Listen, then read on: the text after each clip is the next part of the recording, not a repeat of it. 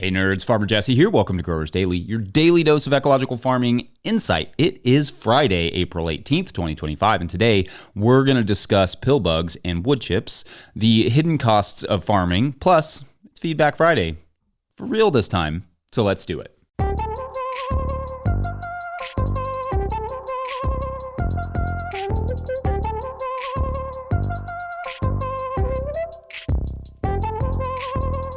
All right, well, happy Friday, y'all. Last Friday, as you will remember, I was laid out on my couch with massive headache and some dehydration. So this week, I'm excited to be here and feeling good and hydrated and accomplished on the week for getting a bunch of stuff planted. We'll talk about all that next week. Maybe for some of you, you are harvesting or wash packing because 'tis the season, or it's at least about to be, at least here in the Northern Hemisphere. Those of you in the Southern Hemisphere are probably starting to slow down or even stop for the season and just get to watch us go through our season from the comfort of your couches and high tunnels. So shouts to that.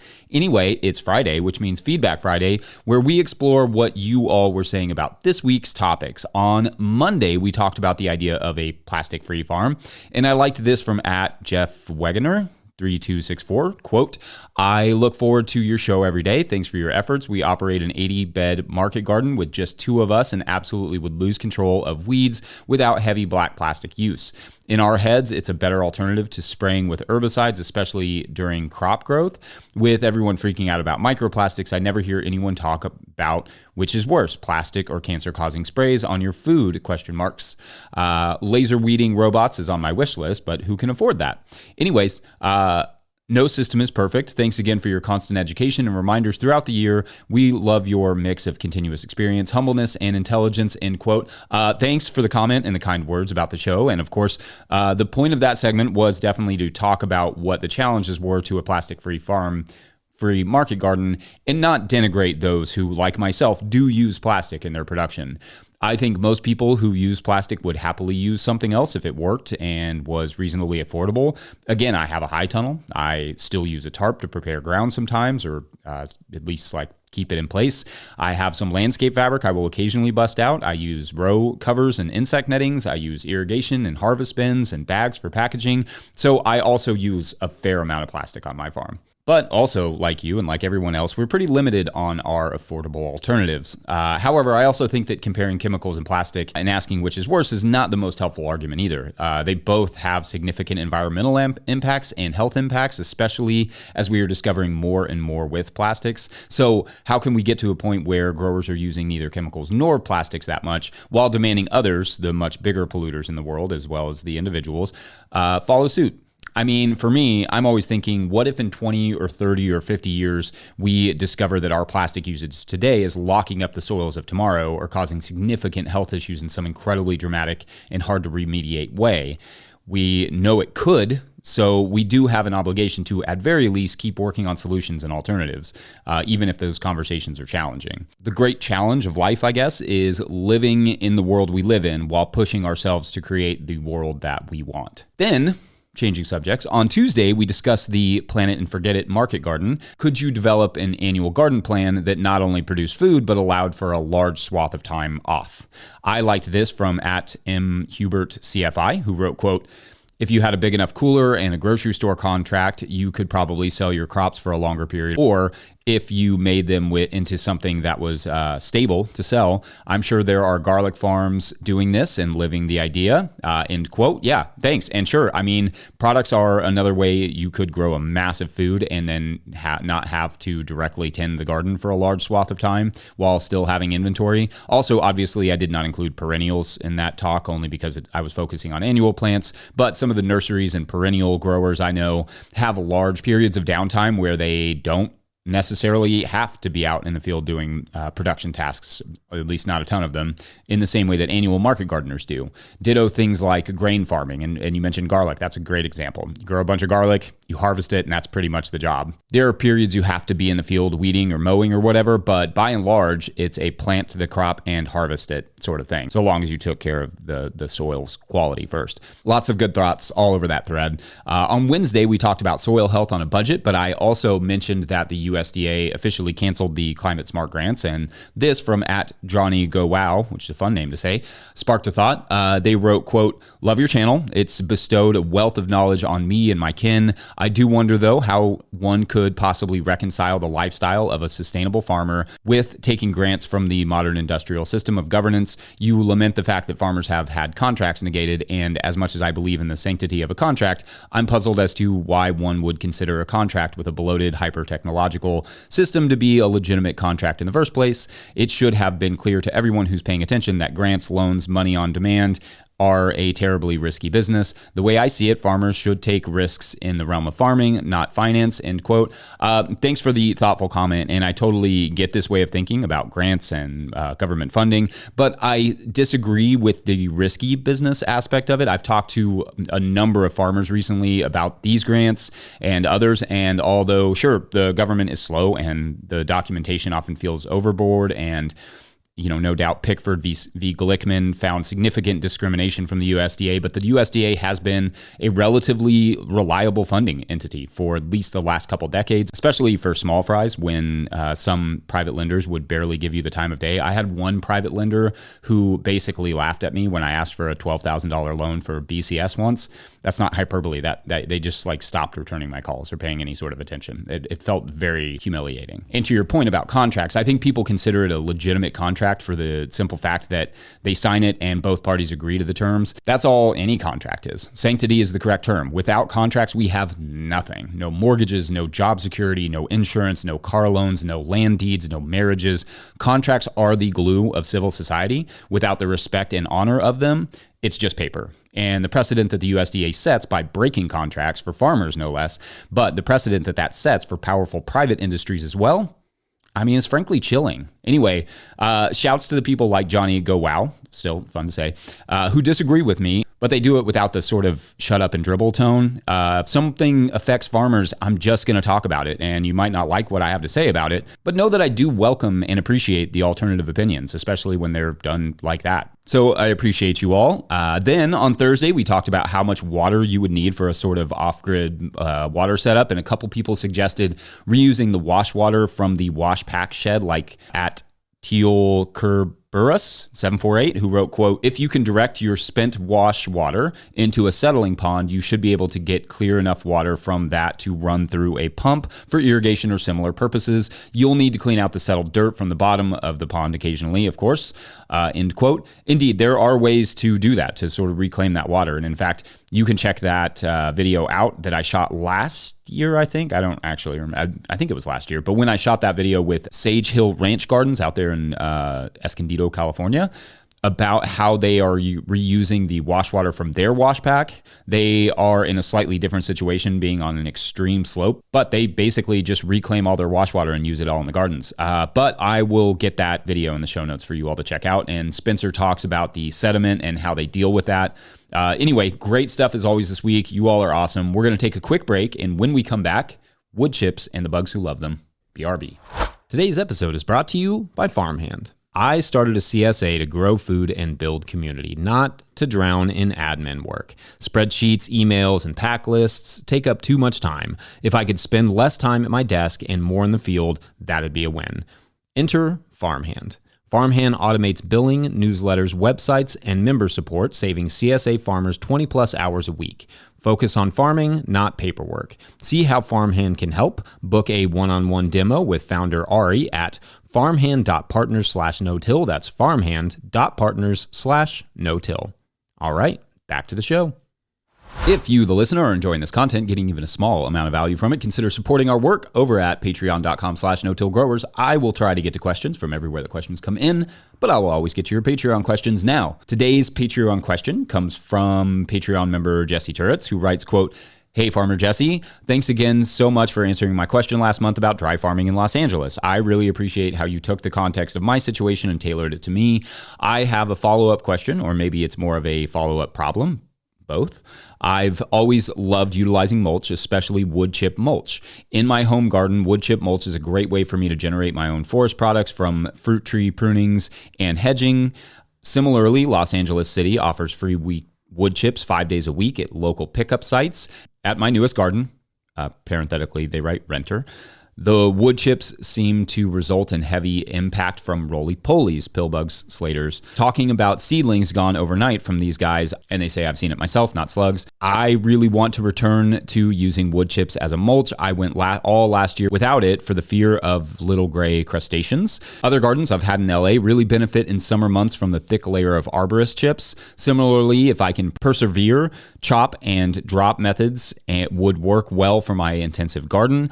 Compost mulches work for the bugs, but require pretty frequent watering in comparison. It's also expensive compared to free mulch. I don't have reliable access to straw or hay, but when I have used it, it dries out too quickly and takes a long time to break down. In an effort this year to use less water, I guess my question is this. If I persist with wood chips and work on my seedling resilience, can I trust the birds and lizards to come eventually? Or should I lean further towards compost mulches as seemingly they are middle ground? Thanks for all you do. I spend every morning watching the show before the kids wake up, keeping my farm dream alive. End quote. Okay, so thanks, Jesse, which again, great name.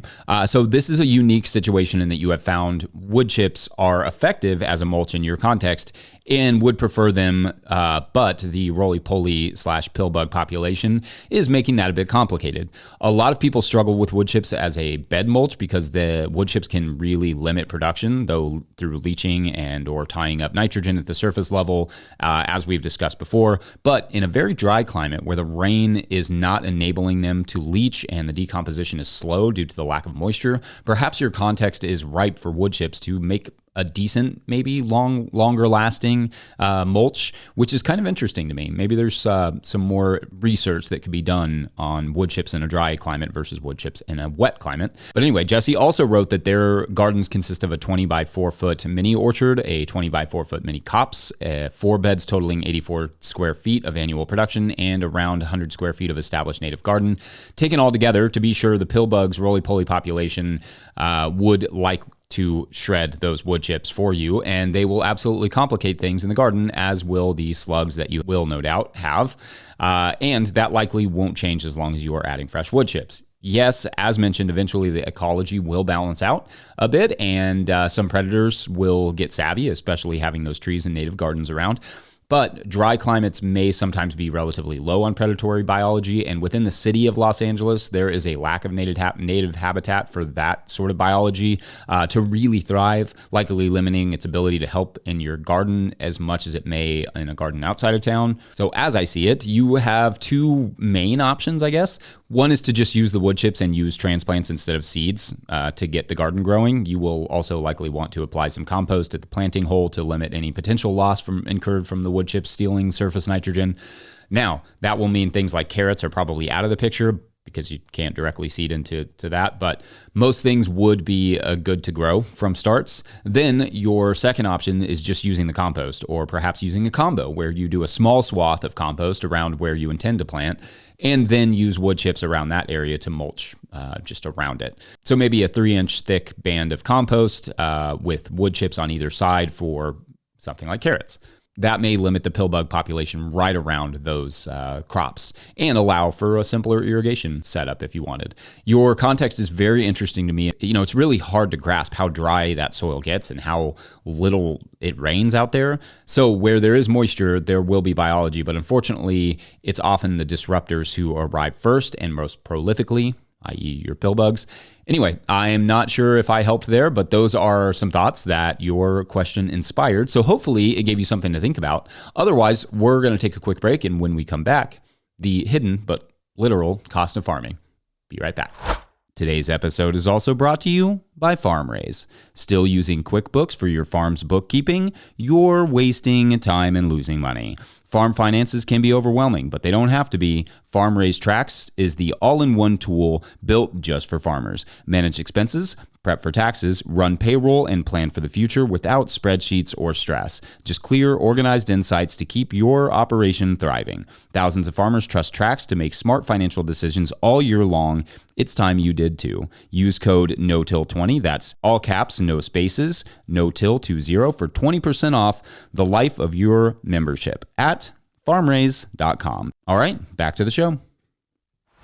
All right, so doing our taxes this year, I was thinking about the idea of what it costs just to own the land we own. Like if we did basically nothing with the farm that we own revenue-wise, what would it cost to just own our nearly 6 acres plus our house? To be clear, tax rates vary by state and even by county and by whether or not you're producing something on your farm versus not. But let's just say this is what it costs to own our farm that we own right now without any yearly farm expenses like seeds, tools, the stuff that it requires for operation. I think they call those operational costs. Anyway, let's start with property tax. In Kentucky, our property tax here is relatively low compared to the rest of the nation. Our counties, I think, is like 0.837%, meaning that our property tax is just under $3,000 a year for our farm and house.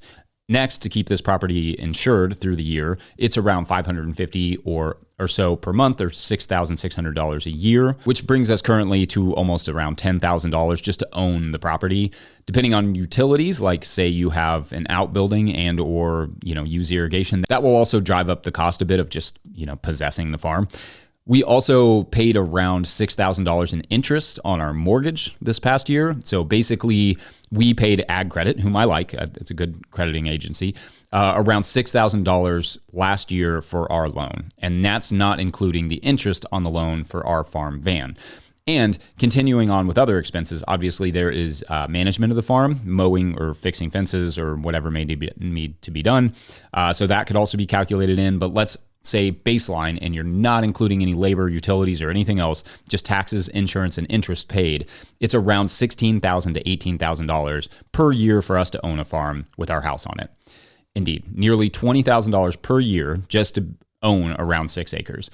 And that's before buying seeds or tools or anything else. Now, these are our numbers. Obviously, everybody's numbers are going to be different. And obviously, the interest piece goes down as we pay down the loan. And I don't have an opinion on if $16,000 to $20,000 is a reasonable amount of money for what it is. Just stating the reality, a reality that I think is not clear or often talked about when people start talking about starting farms or specifically buying land, which as much as I love farming and want to see farmland stay farmland and all of those good things, I want to see it done successfully. Thus, why I talk about these perhaps less sexy realities. Effectively, in the eyes of, the government, state, local, all that stuff, farmland is just a place of business in the same way that a warehouse or a storefront is a place of business, which, yes, is sad and misguided, but is the reality. But I'm not trying to editorialize on that so much as just make sure it's clear to those of us who, like I did, are looking romantically at farming and farmland to make sure it's clear that you appreciate those costs before getting yourself into expenses and debt that will hobble your dream every year. I mean, that will eat up an enormous piece of your capital. However, that doesn't have to be a bad thing. These somewhat hidden costs just have to be taken seriously through things like a business plan, a reasonable amount of capital, a good family and farm budget, and some willingness to work really, really hard. The romantic farm dream doesn't have to die, but it does have to be planned out for it to be born and grow and become real. So I hope you don't feel discouraged, but I do hope you feel slightly more informed, because these things were certainly not clear to me until, we started filing our first Schedule F after we bought our first property. And I was like, ouch. Have there been financial surprises like that for you along the way that you wish you'd understood better going in, or that you feel like somebody should know? Let us know. All right, that's it for my motivational speech for the week. I hope you all have a great weekend. I hope Brighton has a great weekend, and same for Louisville Racing and FC Cincinnati and all the things. And then also go me in our No Till Growers MLS Fantasy League, in which I am leading everyone who is 11th place or lower. But we're going to wrap it up there after this one last quick message from our dear friends at Rimmel Greenhouse Systems. Whether you're growing tomatoes for markets, flowers in the spring, or vegetables for your family, growing in a high tunnel protected from the weather provides the right environment for a harvest you can count on. Rimmel greenhouses are strong, durable, and easy to assemble, offering the quality you need to grow productively year-round. The team of experts at Rimmel Greenhouse Systems will be your trusted partners to ensure you get exceptional value from your greenhouse or high tunnel investment. Visit Rimmel.com today to get growing. Don't forget, we are now officially a 501c3, so donations are tax deductible and greatly appreciated. Please make sure to like and subscribe and or follow wherever you're getting this podcast. That's an easy way to help us out as well.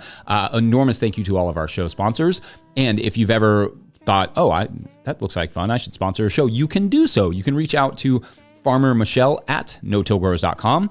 Huge shouts to Willie Breeding for the theme music, Mike Hilbert for the production help and editing, and the team at No Till Growers. Also, shouts to Epidemic Sound for the background music that you can hear.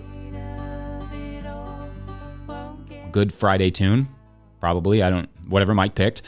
Pick up a copy of the Living Soil Handbook or the Seed Farmer at no-tillgrowers.com to support our work. Big thank you to everyone over at patreon.com/no-tillgrowers, where at a certain level, or if you just bump up from one level to another, or sign up in the month of April, you get a shout out on the show. So big shout outs today to Liz Kopic, William Coffey, and Mark. Ooh, Mark, your first name is cool. It's got more letters than you would expect. Mark Stanley. All right, shouts to those Patreon members for coming in clutch here, because this story almost didn't get an ending, but we're back at the Energy Potato Farm. The gang has just broken into the facility where the potatoes are stored, and they're kind of trying to get their own potatoes just because the experience was awesome, when they discover something that leaves them speechless. Remembering that the Energy Potato seemed to slow down time for them, but in reality sped them up. It seems that on this energy farm, this group was using the potatoes to power a large, hairy creature running on a hamster wheel turbine, when they realized, no, that's just a giant hamster. And it wasn't just running, it was turbo running, like faster than any hamster you've ever seen. And it was powering this massive generator, and it was the size of a small horse. So the gang knew what they had to do. It was time first to free the hamster, and then steal some potatoes for themselves and run as fast as they could away from that place, which they knew would be the fastest any of them, or maybe anyone has ever ran. And that concludes Jolt Tatoes, name sent to us from @EarnTaco. So shouts to that. All right, you all have a great weekend. We will see you back here on Monday. It'll be awesome. Thanks, you all. Bye.